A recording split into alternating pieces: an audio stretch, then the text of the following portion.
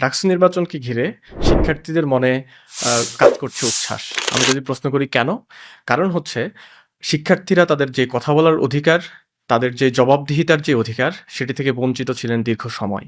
আমরা বিশ্ববিদ্যালয়ের অন্যান্য অংশীজনদের দিকে যদি তাকাই, শিক্ষক থেকে শুরু করে কর্মচারী, কর্মকর্তা থেকে শুরু করে প্রশাসন, সকলেরই রয়েছে নিজেদের কথা বলার প্ল্যাটফর্ম, নিজেদের স্বার্থ আদায়ের প্ল্যাটফর্ম। কিন্তু শিক্ষার্থীদের যে লেজিটিমেট প্ল্যাটফর্ম অর্থাৎ ডাকসু, যেটার মাধ্যমে তারা তাদের অধিকারগুলো আদায় করে নিতে পারেন, তারা জবাবদিহিতার আওতায় নিয়ে আসতে পারেন শিক্ষক, প্রশাসন এবং সবাইকে, সেই প্ল্যাটফর্মটি দীর্ঘদিন ধরে অকার্যকর ছিল।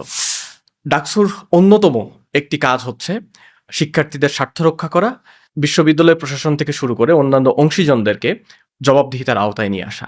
আমাদের প্রতিজ্ঞা হবে ডাকসু হবে শিক্ষার্থীদের স্বার্থ আদায়ের প্ল্যাটফর্ম, এবং একই সাথে এই ডাকসু অন্যান্য অংশীজনদের জবাবদিহিতার মাধ্যমে এই বিশ্ববিদ্যালয়কে শিক্ষার্থীদের স্বার্থে কাজ করার জন্য যেই বিষয়গুলো নিশ্চিত করা দরকার, ডাকসু সেটি নিশ্চিত করবে।